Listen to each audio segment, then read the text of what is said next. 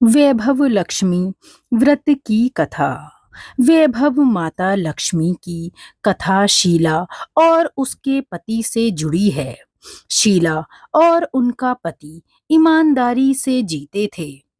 वे किसी की बुराई नहीं करते थे और प्रभु भजन में अच्छी समय व्यतीत कर रहे थे। शहर के लोग उनकी गृहस्थी की सराहना करते थे। शीला की गृहस्थी खुशी खुशी चल रही थी, पर शीला के पति को पिछले जन्म के कर्म भोगने थे। ऐसे में वह बुरे लोगों से दोस्ती कर बैठा और जल्द से जल्द करोड़पति होने का ख्वाब देखने लगा। इसीलिए वह गलत रास्ते पर चल गया। रास्ते पर भटकते भिखारी जैसी उसकी हालत हो गई।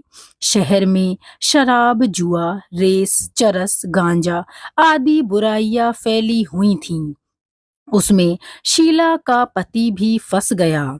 दोस्तों के साथ उसे भी शराब की आदत हो गई। जल्द से जल्द पैसे वाला बनने के लालच में दोस्तों के साथ जुआ खेलने लगा। इस तरह बचाई हुई धनराशि, पत्नी के गहने, सब कुछ जुए में गवा दिए। इसी तरह एक वक्त ऐसा हुआ कि वह सुशील पत्नी शीला के साथ मजे में रहता था और प्रभु भजन में सुख शांति से व्यतीत समय को करता था। उसके बजाय घर में दरिद्रता और भूखमरी फैल गई। सुख के खाने की बजाय दो वक्त भोजन के भी लाले पड़ गए। शीला को पति की गालियां खानी पड़ी। शीला सुशीला और संस्कारी स्त्री थी। उसको पति के बर्ताव से बहुत दुख हुआ, किंतु वह भगवान पर भरोसा करके बड़ा दिल रख दुख सहने लगी। कहा जाता है, सुख के पीछे दुख और दुख के पीछे सुख अवश्य आता है। इसीलिए दुख के बाद सुख आएगा। ऐसी श्रद्धा के साथ शीला प्रभु भक्ति में लीन रहने लगी और इस तरह वह असहाय दुख सहते सहते समय व्यतीत करने लगी। अचानक एक दिन दोपहर को उनके द्वार पर किसी ने दस्तक दी। शीला सोच में पड़ गई कि मुझ जैसे गरीब के घर इस वक्त कौन आया होगा। फिर भी द्वार पर आए हुए अतिथि का आदर करना आर्य धर्म के संस्कार वाली शीला ने खड़े होकर द्वार खोला। देखा तो सामने एक माजी खड़ी थीं। वे बड़ी उम्र की लगती थीं, किंतु उनके चेहरे पर अलौकिक तेज निखर रहा था। उनकी आंखों में मानो अमृत बह रहा था। उनका भव्य चेहरा करुणा और प्यार से छलकता था। उनको देखते ही शीला के मन को अपार शांति मिली। वैसे शीला इस माजी को पहचानती नहीं थी, फिर भी उनको देखकर शीला के रोम रोम को आनंद मिला। शीला माजी को आदर के साथ घर के अंदर ले आई।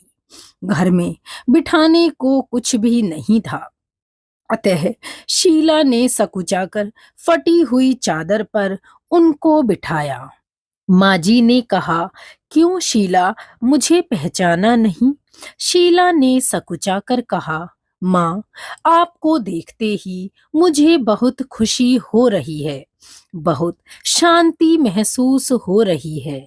ऐसा लगता है मैं बहुत खुश हूँ। बहुत दिनों से मैं जिसे ढूंढ रही थी वे आप ही हो, पर मैं आपको पहचान नहीं सकी। माजी ने कहा कि क्या तुम मुझे भूल गईं? हर शुक्रवार को लक्ष्मी जी के मंदिर में भजन कीर्तन होते हैं, तब मैं वहां आती हूँ और वहां हर शुक्रवार को हम मिलते हैं। पति गलत रास्ते पर चढ़ गया। तब से शीला बहुत दुखी हो गई थी और इसी दुख के कारण वे लक्ष्मी जी के मंदिर में भी नहीं जाती थी। बाहर के लोगों से उसे नजर मिलाते हुए शर्म आती थी। उसने अपने याददाश्त पर जोर दिया, पर वह माजी उसे याद नहीं आई। तभी माजी ने कहा, तू लक्ष्मी जी के मंदिर में कितने मधुर भजन गाती थी, कुछ दिनों से तू मुझे दिखाई नहीं दी। तब मुझे लगा कहीं बीमार तो नहीं हो गई। ऐसा सोचकर मैं तुमसे मिलने चली आई। माँ जी के अति प्रेम भरे शब्दों से शीला का हृदय पिघल गया। उसकी आंखों में आंसू आ गए। माँ जी के सामने वह बिलख बिलख कर रोने लगी। यह देखकर माँ जी शीला के नजदीक आईं और उसकी सिसकती पीठ पर प्यार भरा हाथ फेर कर उसे सांत्वना देने लगी। माँ जी ने कहा, सुख और दुख तो धूप और छांव की तरह होते हैं। सुख के पीछे दुख और दुख के पीछे सुख भी आता है। धैर्य रखो। और तुझे क्या परेशानी है? तेरे दुख की बात तू मुझे सुना ले और तेरा मन भी हल्का हो जाएगा और तेरे दुख को दूर करने का कोई उपाय भी मिल जाएगा। माँ जी की बात सुनकर शीला के मन को शांति मिली। उसने माँ जी से कहा, माँ, मेरी गृहस्थी में भरपूर सुख और खुशियां थीं। मेरे पति भी सुशील थे। भगवान की कृपा से पैसे की बात में भी हमें संतोष था। हम शांति से गृहस्थी चलाते और ईश्वर भक्ति में अपना समय व्यतीत करते थे। एकाएक हमारा भाग्य हमसे रूठ गया। मेरे पति की दोस्ती बुरे लोगों से हो गई और बुरी दोस्ती की वजह से उन्हें शराब, जुआ, चरस, गांजा की आदतें लग गईं और उन्होंने इन सब में सब कुछ गवा दिया और अब हम रास्ते के भिखारी बन गए। यह सुनकर माँ जी ने कहा, सुख के पीछे दुख और दुख के पीछे सुख आता है। कर्म की गति न्यारी होती है। हर इंसान को अपने कर्म भुगतने पड़ते हैं। इसीलिए तू चिंता मत कर। अब तू कर्म भुगत चुकी है।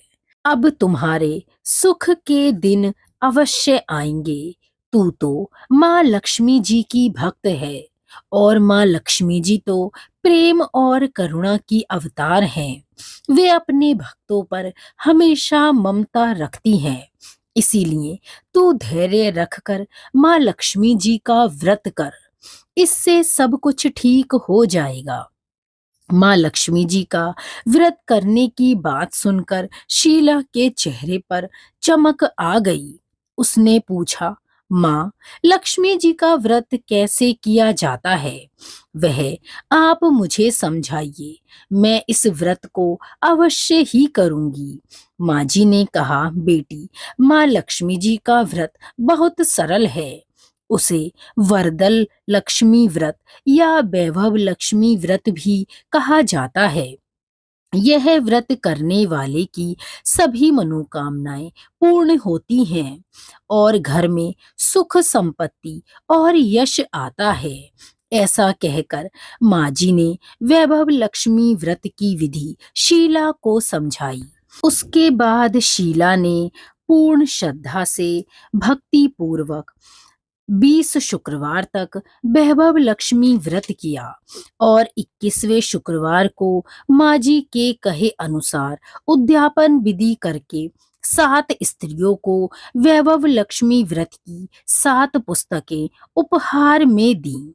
फिर माता जी के धन लक्ष्मी स्वरूप की छवि को वंदन करके भाव से मन ही मन माँ से प्रार्थना करने लगी, हे माँ धनलक्ष्मी, मैंने आपका वैभव लक्ष्मी व्रत करने की मन्नत मांगी थी। आज वह व्रत पूर्ण हुआ। हे माँ, मेरी हर विपत्ति दूर करो। हमारा सबका कल्याण करो। जिसे संतान ना हो उसे संतान देना। सौभाग्यवती स्त्रियों का सौभाग्य अखंड रखना। कुंवारी लड़कियों को मन भावन पति देना। आपका यह चमत्कारी वैभव लक्ष्मी व्रत जो भी करे उसकी सभी मनोकामनाएं पूर्ण करना। हे मैया, आपकी महिमा अपार है। ऐसा बोलकर लक्ष्मी जी के धन लक्ष्मी स्वरूप की छवि को प्रणाम किया। इस तरह शास्त्रीय विधि पूर्वक शीला ने श्रद्धा से व्रत किया और तुरंत ही उसे उस व्रत का प्रभाव भी पता चल गया। उसका पति गलत रास्ते पर चला गया था, अब वह अच्छा आदमी बन गया और उसके मन में भी वैभव लक्ष्मी व्रत के लिए अपार श्रद्धा उत्पन्न हो गई और अब वह कड़ी मेहनत से व्यवसाय करने लगा। माँ वैभव लक्ष्मी की कृपा से शीला के घर में धन की बाढ़ आ गई। जब शीला की गृहस्थी को इस तरह फलते फूलते मोहल्ले की कई औरतों ने देखा तो उनके भी मन में वैभव लक्ष्मी व्रत करने की इच्छा उत्पन्न हुई और वे भी शीला से इसकी विधि पूछकर व्रत करने लगीं। और इस व्रत के प्रभाव से सभी के घर में धन धान्य और संपत्ति आ गई। वैभव लक्ष्मी व्रत का ऐसा ही प्रभाव है। बोलिए वैभव लक्ष्मी माता की जय। हे माँ वैभव लक्ष्मी, जैसे आपने शीला के दुख के दिन दूर किए वैसे हमारे भी करना। इस कहानी को सुनने और पढ़ने वाले के सभी इच्छाएं पूरी करना। बोलिए माँ वैभव लक्ष्मी की जय। धन्यवाद।